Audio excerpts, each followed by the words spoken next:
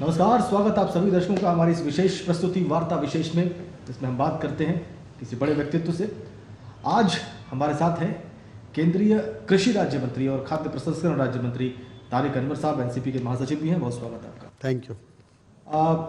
तारिक अनवर साहब, food security bill जो है, जो पास हुआ है और अब नया कानून बना है, उसको लेकर बाली में आनंद शर्मा साहब गए हैं और उनको कुछ अड़चनों का सामना करना पड़ रहा है। वहाँ पे कुछ विरोध हो रहा है। कुछ आपके जो एलाइज हैं भारत के, डेवलपिंग कंट्रीज़ हैं, वो भी कह रहे हैं कि आपने इस प्रकार की सब्सिडी क्यों दी।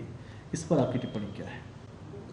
देखिए, भारत की जो परिस्थिति है वो डिफरेंट है दूसरे देशों से, और जो वो शर्तें लगा रहे हैं, अगर उनकी शर्तों को हम मान लेंगे तो जो हमारा मकसद है वो पूरा नहीं होगा। क्योंकि हम सब्सिडी किसानों को नहीं दे रहे हैं, हम सब्सिडी जो है, जो हमारे यहाँ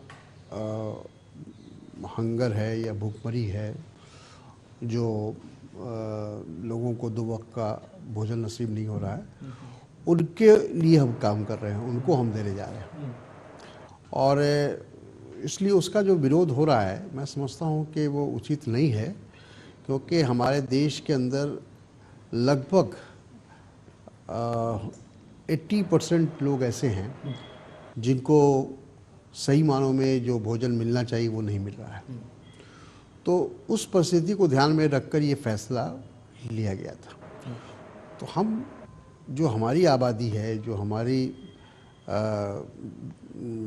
जनता है या जनसंख्या है, उसका ध्यान रखना ये तो हमारा कर्तव्य है और उसका हम लोग पालन कर रहे हैं। अलग थलग अगर आप पढ़ते हैं अंतर्राष्ट्रीय स्तर पर तो भी आपको परवाह नहीं है? और मेरा ख्याल है कि हम उनको समझाने में कामयाब होंगे। कुछ हो सकता है कि गलतफहमी हो उनको कि हम अपने किसानों को दे रहे हैं और उसकी वजह से जो अंतर्राष्ट्रीय मार्केट है उसको वो बिगड़ सकता है और अंतर्राष्ट्रीय बाज़ार में भाव नीचे जा सकता है। ये सब वो सोच रहे होंगे। लेकिन मेरा ख्याल है कि आनंद शर्मा जी गए हैं, वो पूरे तैयारी से गए हैं और अपनी बात को बहुत मजबूती से उन्होंने रखा है, और मैं समझता हूँ कि कामयाब होकर ही लौटेंगे, ऐसा हम उम्मीद करते हैं। चलिए, अपेक्षा हम लोग भी यही कर रहे हैं। लेकिन सब्जियों के दाम जो है वो एक बड़ी चिंता का विषय। आप देखिए, विपक्ष भी किस तरह से आपको प्रहार कर रहा है। तो ऐसा क्या है कि 2-3 महीनों से इतना विक्षोभ देखने को मिला, इतना टर्बुलेंस देखने को मिला सब्जियों के दामों में? देखिए, उसके कई कारण हैं। मुख्य कारण तो ये है कि जो हमारा डिस्ट्रीब्यूशन सिस्टम है वो संतोषजनक नहीं है। उस पर कुछ लोगों की मोनोपोली है, उस मोनोपोली को ख़त्म करने की आवश्यकता है। और दूसरा ये है कि डिमांड भी हमारे यहाँ बढ़ा है। पहले लोग सब्जियाँ कम खाते थे, लेकिन अब सभी लोगों को ये एहसास हो गया है कि सब्ज़ी खाना स्वास्थ्य के लिए लाभदायक है, इसलिए उस पर डिमांड बढ़ता जा रहा है। हमारी पैदावार कम हुई ऐसी बात नहीं है, कोई शॉर्टेज हुआ हो ये भी नहीं है। ये ज़रूर हुआ है कि इस बार का जो मानसून था वो थोड़ा लंबा हुआ था, देर से हुआ था, लंबा हुआ था।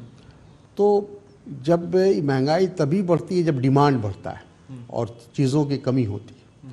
तो कुछ तो जो बिचौलिए लोग होते हैं, मिडिल मैन होते हैं, जिसको हम कहते हैं, जो बीच का फ़ायदा उठाने की कोशिश करते हैं, लाभ उठाने की कोशिश करते हैं, ख़ासकर ऐसी परिस्थिति बनाने की कोशिश करते हैं जिससे क्राइसिस पैदा हो, शॉर्टेज हो, मांग और बढ़े, डिमांड और बढ़े। लेकिन कुछ राज्यों ने उस पर एक्शन लिया है। आप मुझे किसानों की आत्महत्या के विषय में समझाएंगे, आखिर क्या ऐसा है कि पिछले कुछ वर्षों में विदर्भ हुआ, महाराष्ट्र का, आंध्र प्रदेश हुआ, या देश के कुछ और हिस्से हुए, उड़ीसा हुआ, यहाँ से इतनी ज़्यादा किसानों की आत्महत्याओं की खबरें हैं? देखिए, आत्महत्या तो हर सेक्शन में होता है। जो मतलब ये नहीं कह सकते आप कि सिर्फ किसान ही आत्महत्या करते हैं। चूँकि डिस्ट्रेस जब होता है, चाहे वो किसी भी आप प्रोफेशन में हो, तो लोग जिसको कहते हैं मायूसी के शिकार जो हो जाते हैं, वो मतलब इस तरह का फैसला लेते हैं या इस तरह की। लेकिन वो मायूसी किसानों हाँ, किसानों में इसलिए ज़्यादा है कि हमारे देश में किसानों की आबादी ज़्यादा है, लगभग 70% जो है हमारे देश की जो आबादी है वो पूरी तरह से कृषि पर निर्भर है। किसानों का प्रॉब्लम ये है कि किसानों की जो फसल है वो ज़्यादातर जो हमारे यहाँ है 70 से ज़्यादा हम कह सकते हैं कि उनको सिंचाई की कोई व्यवस्था नहीं है और वो पूरी तरह निर्भर करते हैं नेचर पर, प्रकृति पर। अगर बारिश समय पे हो गई तो उनको अच्छी फसल मिल जाती है, नहीं हुई और कहीं सूखा पड़ गया या कहीं बर्फबारी हो गई या कहीं बाढ़ आ गया, किसी भी प्राकृतिक प्रकोप का अगर शिकार होती तो उनका फसल मारा जाता है। वो लोन लेते हैं, ज़्यादातर जो छोटे किसान होते हैं वो बैंक नहीं जाते हैं, वो ले लेते हैं महाजनों से, और महाजन जिसको कहते हैं कि मुंह मांगा उनसे इंटरेस्ट लेते हैं, सूद लेते हैं। तो जो एक सोशल जो दबाव होता है वो किसानों पे पड़ता है। अब जिससे उन्होंने कर्जा लिया वो बार बार कर्ज वापसी की बात करता है, दबाव करने की बात करता है, उसके गुंडे उनके घरों पर जाते हैं, उनको परेशान करते हैं। तो वैसी हालत में कभी कभी वो उसको लगता है कि इसके अलावा कोई विकल्प नहीं बचा। लेकिन हम लोगों ने उसके लिए बहुत प्रयास किया है, कोशिश कर रहे हैं कृषि विभाग की ओर से, और आपने देखा होगा कि कई हम लोगों ने योजनाएं, चूँकि हमारे यहाँ लगभग 85% जो है वो छोटे और मंझूले किसान हैं। तो ये जो 85% आबादी है किसानों की, ये एक फसल पर अगर निर्भर रहेंगे तो कभी भी वो खुशहाल नहीं हो सकते हैं या उनकी ज़रूरत पूरी नहीं हो सकती। इसलिए हम लोगों ने कहा है कि इंटीग्रेटेड खेती की तरफ उनको हम मोटिवेट कर रहे हैं, धीरे धीरे उनको ले जाना चाहते हैं, और जा भी रहे हैं लोग। उनको एनिमल हस्बेंड्री की तरफ ले जा रहे हैं, फिशरीज़ की तरफ ले जा रहे हैं, और जो भी हो सकता है जिससे उनकी आमदनी वो पूरी तरह से सिर्फ खेती पर निर्भर न करें, बल्कि उनको उसके समानांतर दूसरी आमदनी भी हो, ताकि अगर एक जगह उनकी एक फसल अगर मान लीजिए फेल भी हो जाती है किसी कारणवश, तो कम से कम दूसरी जगह से उनका परिवार चलता रहे।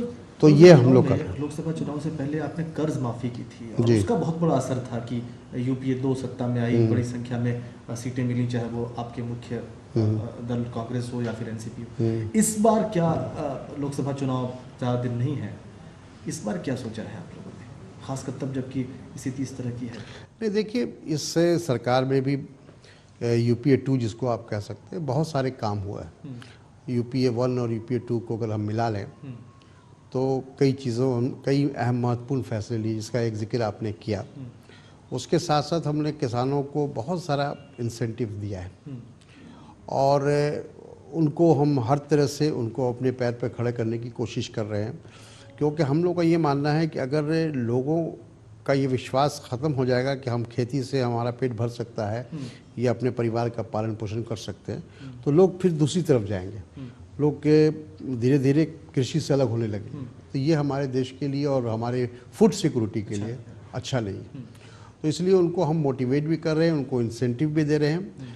हमने उनको जैसे सूद, जो पहले किसानों को 14% 15% सूद देना पड़ता था, जो कर्ज वो बैंकों से लिया करते थे, आज वो सूद 4% कर दिया सरकार ने।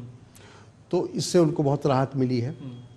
फिर उसी तरह से हमारी कोशिश है कि उनकी जो फसलें बर्बाद होती हैं, ख़ास के जैसे कोल्ड स्टोरेज नहीं है, कोल्ड चेन हमारे यहाँ उसकी कमी है, इंफ्रास्ट्रक्चर की कमी है, इस ट्रांसपोर्टेशन की कमी है, इन सब चीज़ों को हम इम्प्रूव कर रहे हैं, और उसकी तरफ हम जो पीपी मॉडल है उसके तहत हम उसको एक्सपेंड कर रहे हैं, बढ़ा रहे हैं, उसका विस्तार कर रहे हैं।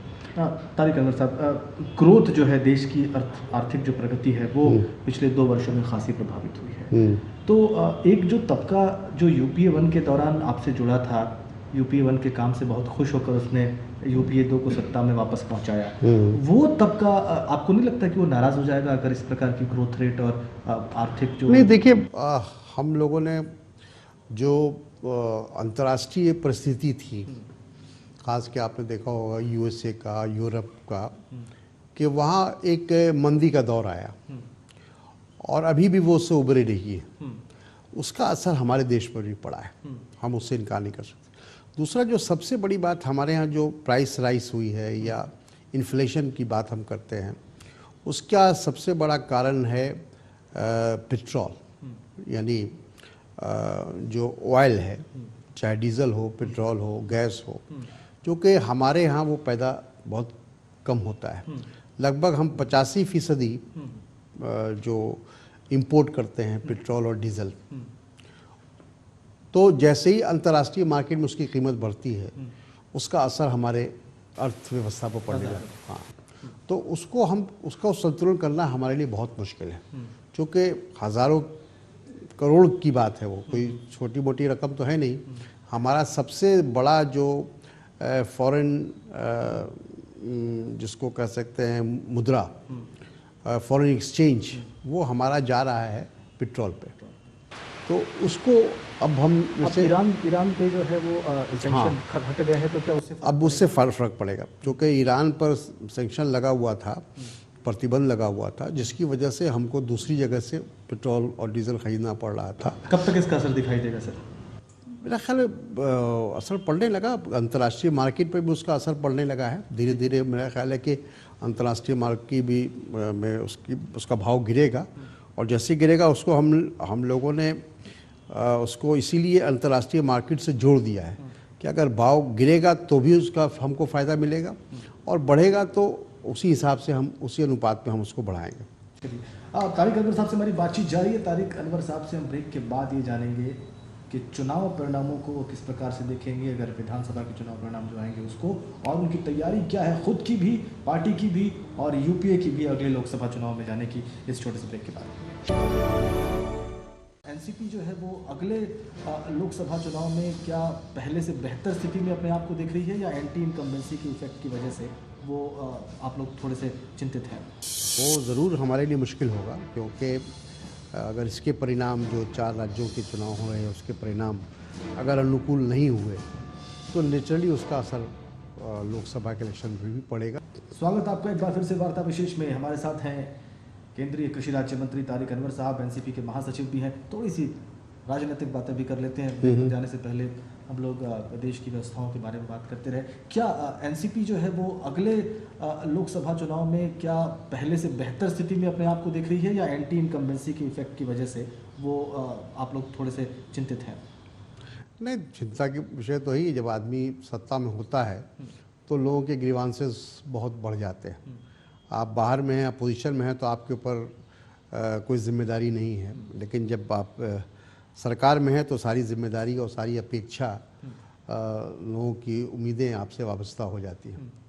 तो उस तरह हैं, लेकिन हम लोगों को उम्मीद यह है कि आने वाले समय में लोकसभा का जो चुनाव होगा वो ज़रूर हमारे लिए मुश्किल होगा, क्योंकि अगर इसके परिणाम जो 4 राज्यों के चुनाव हो रहे हैं उसके परिणाम अगर अनुकूल नहीं हुए तो नेचुरली उसका असर लोकसभा के इलेक्शन पर भी पड़ेगा, उससे हम इनकार नहीं कर सकते। हालांकि ये भी सही है कि राज्यों के चुनाव उसके मुद्दे अलग होते हैं, जो राष्ट्र के चुनाव होता है उसके मुद्दा अलग होता है। आप उसके लिए आप ये भी देखिएगा कि पिछले लोकसभा में भी कुछ इसी तरह का ट्रेंड था। अब ये है कि लोगों को, इस देश की जनता को ये फैसला करना है कि किस रास्ते पर उनको जाना है। अब एक रास्ता जो भारतीय जनता पार्टी का रास्ता है या नरेंद्र मोदी का रास्ता है, अब वो उनकी जो विचारधारा है, अगर वो विचारधारा को अगर भारत की जनता उसको अपनाएगी तो हम समझते हैं कि आने वाले दिनों में हमारे सामने बहुत तरह की कठिनाइयों का सामना करना पड़ेगा, क्योंकि ये देश जो है वो सर्वधर्म समभाव की रास्ते से चला है, और आज तक अगर इस देश को हमने बचा कर रखा है, इसकी एकता और इसकी अखंडता को, तो वो इसीलिए है। और जिस दिन ये लोगों को महसूस होने लगेगा कि ये देश एक संकीर्ण विचारधारा से चल रहा है, तो बहुत सारी परेशानियां हमारे सामने आ सकती हैं। तारिक अनवर साहब, नरेंद्र मोदी गुजरात के मुख्यमंत्री हैं, गुजरात से आते हैं, अभी आप महाराष्ट्र से राज्यसभा सांसद हैं। क्या वजह है कि गुजरात से आकर एक व्यक्ति जो भारत के एक प्रमुख विपक्षी दल का प्रधानमंत्री पद का उम्मीदवार बनता है, और जब वो रैलियां करता है उत्तर भारत में तो उसकी रैलियों में भारी संख्या में लोग दिखाई देते हैं? देखिए, हम लोग भी राजनीति में करीब 40 साल हो गए। कुछ चीज़ें मैनेज की जाती हैं। मैनेजमेंट में ये बात सबको पता है कि आरएसएस का कोई जवाब नहीं है। आरएसएस से जिस तरह से यहाँ अन्ना हज़ारे का जवाब आपने देखा होगा, जब धरना हुआ था तो उसमें आरएसएस का बड़ा इम्पोर्टेंट रोल था और बड़ा कामयाब हुआ था। बाद में वही अन्ना हज़ारे जब बम्बई में गए और वहाँ जब उन्होंने धरना का आयोजन किया या सत्याग्रह का आयोजन किया तो वो फ्लॉप कर गया। तो उसका कारण यह था कि वहाँ आरएसएस नहीं था या आरएसएस का सपोर्ट नहीं था, जो भी कारण रहा हो। मेरा ये कहना है कि नरेंद्र मोदी बड़ी बड़ी बात ज़रूर करते हैं। जो अपने प्रदेश के अंदर प्राइमरी एजुकेशन देने में सक्षम नहीं है बच्चों को, वो बता रहे हैं कि हम देश बदल डालेंगे, देश की अर्थव्यवस्था बदल डालेंगे। तो कुछ इस तरह का झूठा प्रचार, जिसको कहा जाता है ना, किसी झूठ को 100 बार बोला जाए तो लोग यकीन करने लगते हैं ये सच है।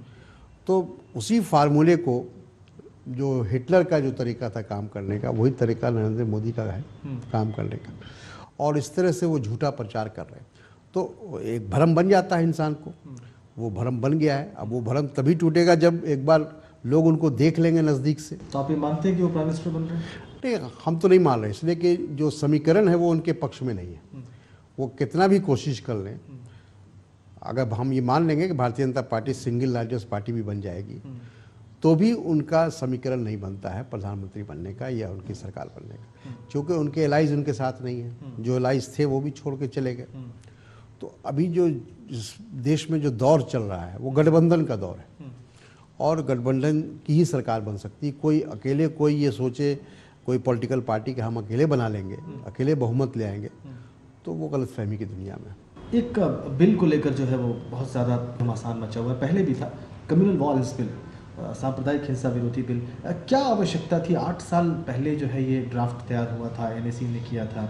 अभी ठीक जब आखिरी लेजिस्लेटिव सेशन चल रहा है यूपीए 2 का, इस वक्त इसको इंट्रोड्यूस करने की, लाने की क्या आवश्यकता? एक तो ये था कि वो कमिटमेंट था यूपीए का, पिछले लोकसभा के चुनाव में कमिटमेंट था कि हम अगर दोबारा सत्ता में आएंगे तो इस बिल को लाएंगे। उस कमिटमेंट को पूरा करने की बात है। दूसरा ये कि अभी मुजफ्फरनगर में और देश के कई हिस्सों में सांप्रदायिक दंगे हुए, और जिस प्रकार से दंगे हुए उससे ऐसा लगता है कि सुनियोजित ढंग से वो हुआ है, प्लान वे में हुआ है, और इसको अगर नहीं रोका गया तो इस देश की जो एक परंपरा है या संस्कृति है वो ख़त्म हो जाएगी। तो उसको रोकने के लिए बिल लाने की बात है। लेकिन हम इस बात से सहमत हैं कि इसमें हम लोगों को, राज्यों को, तमाम राजनीतिक दलों को उनकी भी सहमति लेनी चाहिए, उनको भी साथ लेना चाहिए, क्योंकि ये महत्वपूर्ण बिल है। अकेले सरकार इसको ज़बरदस्ती कानून बनाना चाहेगी तो मुश्किल होगा। लोग ये कह रहे हैं कि हर बात का जवाब आपके पास एक कानून होता है, गवर्नेंस को ठीक नहीं किया जा रहा है, शासन को ठीक नहीं किया जा रहा है, बल्कि हर बात का जवाब कानून बना के दिया जा रहा है। आप स्वीकार करते हैं कि गवर्नेंस पर भी ध्यान देने की आवश्यकता है? तो ठीक है, गवर्नेंस भी होना चाहिए, लेकिन लॉ एंड ऑर्डर जो मामला है ये तो राज्यों का है। अगर उत्तर प्रदेश में आज किसकी सरकार है या बिहार में किसकी सरकार है? कांग्रेस की सरकार तो है नहीं। तो जहाँ उनकी सरकार है, अपोजिशन की सरकार है, या कांग्रेस की भी सरकार में अगर राज्यों में इस तरह की घटना होती है तो वो दुर्भाग्यपूर्ण है। और उसको रोकने के लिए उसको आज भी ये होता है कि जब इस तरह के दंगे होते हैं तो पैरामिलिट्री फोर्स जाती है यहाँ से, और केंद्र का इंटरफेरेंस होता है। तो उसको एक दूसरा जिसको कहते हैं स्वरूप देने की कोशिश हो रही है। लेकिन मेरा भी ये मानना है कि जो हमारा फेडरल स्ट्रक्चर है वो डिस्टर्ब नहीं होना चाहिए, उसमें किसी तरह की कोई भी कंप्रोमाइज़ नहीं करेगा। लेकिन साथ साथ देश हित में, राष्ट्रीय हित में कानून तो हमें बनाना पड़ेगा। समय समय पर जिस प्रकार की कानून की ज़रूरत होती है उसको बनाना पड़ता है। तो उसी हिसाब से आज की अगर परिस्थिति में इसकी आवश्यकता है तो हमको लगता है कि उस पर विचार करना चाहिए, उस पर बहस होनी चाहिए। जैसे नरेंद्र मोदी जी कह रहे हैं कि 370 में बहस होनी चाहिए, उसी तरह कम्युनल वायलेंस बिल पर भी बहस होनी चाहिए, देश में चर्चा हो कि आखिर ये होना चाहिए, नहीं होना चाहिए, और हो तो किस प्रकार का बिल होना चाहिए, उसमें क्या क्या उसमें चीज़ें शामिल होनी चाहिए। तो बहस करने में क्या नुकसान है? अगर कल को हम फर्ज करते हैं कि यूपीए 3 सत्ता में आती है 2014 में, और उस वक्त राहुल जी एक बार फिर से प्रधानमंत्री बनने से इनकार कर देते हैं, तो आपके पास कौन से लीडर्स हैं जो प्रधानमंत्री पद की रेस में हैं या प्रधानमंत्री बनने? देखिए ऐसे तो ये कहना अभी मुनासिब नहीं होगा। और फिर ये मामला चूँकि जो गठबंधन की जो राजनीति होती है या उसका जो उसूल है उसके मुताबिक जो सबसे बड़ी पार्टी होती है उसका ही प्रधानमंत्री होता है। और अगर कांग्रेस के नेतृत्व में दोबारा या तीसरी बार सरकार बनेगी तो ये फैसला कांग्रेस को करना होगा कि हम किसको अपना प्रधानमंत्री बनाएं। अब वो राहुल गांधी को आगे लाना चाहते हैं या और किसी को लाना चाहते हैं तो वो तो उनका फैसला है, उसमें हम लोगों का दखल नहीं है। तारिक अनवर साहब, एक बहुत ही रोचक सवाल लोगों के जहन में रहता है। बीजेपी कहती है कि हम राष्ट्रवादी हैं और कांग्रेस से अलग होकर राष्ट्रवादी कांग्रेस पार्टी बनी, उसके पीछे भी एजेंडा राष्ट्रवाद का था। आपके राष्ट्रवाद में और बीजेपी के राष्ट्रवाद में क्या अंतर है? देखिए उनका राष्ट्रवाद नहीं, उनका सांप्रदायिकवाद है। आप देखिए कि जिस प्रकार से उनकी राजनीति हो रही है, मतलब शुरू से फ्रॉम वेरी बिगिनिंग, जब से उसकी पैदावार हुई या पैदाइश हुई तब से आप देखिए कि उनका जो कभी वो मंदिर का मुद्दा लाते हैं, कभी 370 का मुद्दा लाते हैं, कभी ऐसी बातें उठाते हैं, ऐसे इश्यूज उठाते हैं जो सीधे सीधे ये ध्रुवीकरण की बात होती है उसमें कि किस तरह वोटों का ध्रुवीकरण हो। और वो अपने आप को ये साबित करने की कोशिश करते हैं जो सच्चाई नहीं है कि हम हिंदू पार्टी हैं या हिंदुओं को संगठित कर रहे हैं, जबकि ऐसी बात नहीं है। सच्चाई ये है कि वो पार्टी सांप्रदायिक माहौल बनाकर वो अपना राजनीतिक के फ़ायदा उठाने की कोशिश करते हैं। थोड़ी बहुत उनको कामयाबी भी हुई, राम मंदिर के नाम पर एक बार वो सत्ता में भी आ गए। तो उनको लगता है कि इस तरह की इश्यूज़ को, जो भावनात्मक इश्यूज़ हैं, उनको अगर आगे लाया जाए तो उससे सत्ता की कुर्सी तक पहुंचना आसान है। तो वो रास्ता अपनाते हैं। हमारे पास ये नहीं, हम तो राष्ट्रवादी सही मानों में राष्ट्रवादी, जो कि हमारे पास भी विकल्प खुला हुआ था, लेकिन हमने सांप्रदायिकता से समझौता नहीं किया। हमने जो उस तरह की पार्टियां थी, चाहे वो शिवसेना हो चाहे और दूसरी पार्टियां हों, अगर महाराष्ट्र की राजनीति में देखा जाए तो शिवसेना का एक मजबूत उसकी ज़मीन है वहाँ, हम उसके साथ समझौता कर सकते थे अपने राजनीतिक लाभ के लिए, लेकिन हमने नहीं किया। तो हम ऐसे दलों से जो धर्म, जाति, भाषा, क्षेत्रीयवाद, इन चीज़ों पर आधारित हैं या उसको लेकर चलना चाहते हैं, उससे राष्ट्रवादी अलग है। राष्ट्रवादी विचारधारा का मतलब महात्मा गांधी की जो विचारधारा है उस पर ही हम चलेंगे, चाहे फ़ायदा हो या नुकसान हो। अभी आप यूपीए में दूसरा सबसे बड़ा दल आपका ही है, क्या संभावना है अगली बार? क्या यही इक्वेशन रहेगा यूपीए 3 का, अगर सत्ता में आते हैं या नहीं आते हैं दोनों स्थितियों में? बिल्कुल, हम लोग इस बात को लगातार कह रहे हैं और कि भाई हम यूपीए में हैं और यूपीए में रहेंगे।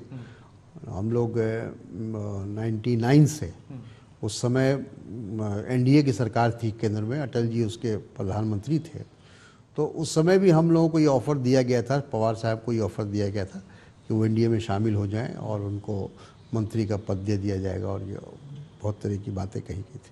लेकिन उस समय भी उन्होंने रिफ्यूज़ किया कि हम भारतीय जनता पार्टी के साथ हम हाथ नहीं मिला सकते। तो आने वाले समय में हम यूपीए गठबंधन में ही रहेंगे, और चाहे हम सत्ता में रहें या विपक्ष में रहें, लेकिन हम ऐसे दलों के साथ कोई समझौता नहीं कर सकते जिनसे हमारी विचारधारा नहीं मिलती हो। और तारिक अनवर को क्या हम अगली बार लोकसभा में देखेंगे? अगली लोकसभा में अब कह नहीं सकते, लेकिन पार्टी अगर कहेगी कि आपको लोकसभा लड़ना है तो लड़ेंगे। वैसे अभी हमारा राज्यसभा 2016 तक है, और अगर आवश्यकता पड़ेगी, पार्टी का आदेश होगा तो चुनाव के मैदान में जाएंगे। बहुत धन्यवाद, बहुत शुक्रिया हमसे विस्तार में तमाम विषयों पर बातचीत करने के लिए तारिक अनवर साहब। और अभी लोकसभा चुनाव आएंगे, आपकी पार्टी उसमें उतरेगी, तो हमारी तरफ से तमाम शुभकामनाएं आपको। आपका भी बहुत बहुत धन्यवाद। जय